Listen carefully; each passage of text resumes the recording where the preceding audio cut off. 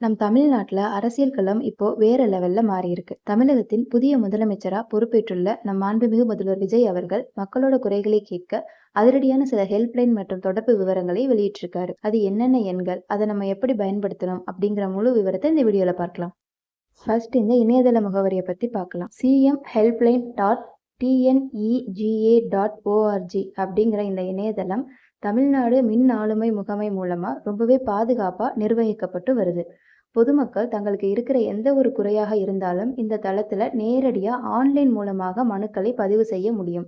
அது மட்டும் இல்லாம நீங்க கொடுத்த மனு மேல என்ன நடவடிக்கை எடுத்திருக்காங்க அப்படிங்கிற நிலையை ஆன்லைன்லயே நீங்க ஈஸியா கண்காணிச்சு தெரிஞ்சுக்கலாம்.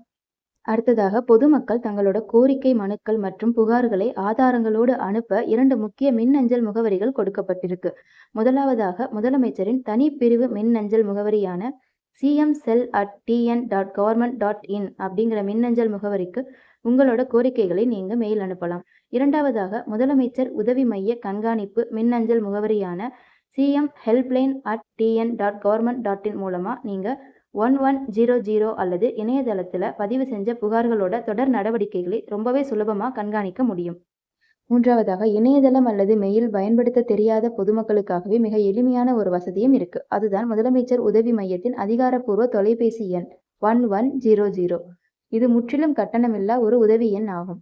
தமிழ்நாட்டில் இருக்கிற எந்த ஒரு மாவட்டத்திலிருந்தும் பொதுமக்கள் தங்களோட குறைகள் மற்றும் அரசு துறை சார்ந்த புகார்களை இந்த எண்ணை தொடர்பு கொண்டு ரொம்பவே எளிதாகவும் பதிவு செய்து கொள்ளலாம்.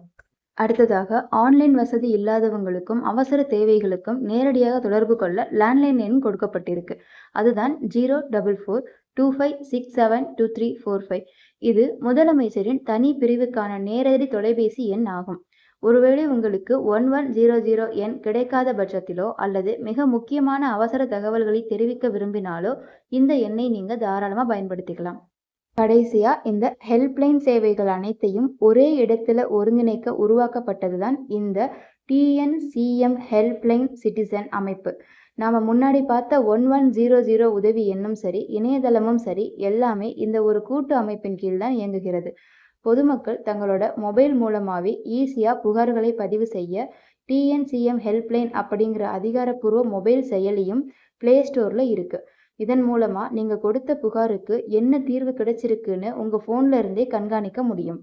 இந்த அனைத்து தொடர்பு விவரங்களும் பொதுமக்களின் குறைகளை விரைவாக தீர்ப்பதற்காக தமிழக அரசால் அதிகாரப்பூர்வமாக செயல்படுத்தப்பட்டு வரும் உண்மையான வழிமுறைகள் ஆகும். முதல்வர் விஜய் அவர்களின் இந்த மக்கள் நல அறிவிப்புகள் உங்களுக்கு பயனுள்ளதாக இருந்தா உடனே நம்ம சேனலை சப்ஸ்கிரைப் பண்ணிட்டு இந்த வீடியோ உங்க ஃப்ரெண்ட்ஸுக்கும் ஷேர் பண்ணுங்க. தேங்க்ஸ் ஃபார் வாட்சிங்.